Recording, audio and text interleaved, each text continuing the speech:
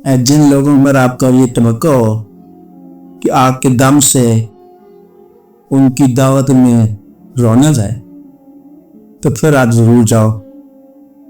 और अगर आपके जाने से फर्क नहीं पड़ता तो फिर जाना न जाना बराबर है।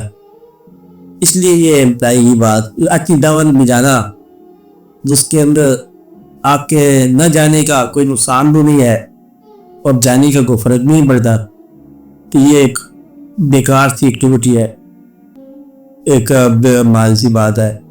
मुझसे ये पहली बात यह है कि अपना वक़ार आप खुद बनाओ, अपनी इज्जत आप खुद बनाओ। पहले अपनी इज्जत करो, फ़ख्र ना, अपनी इज्जत करो।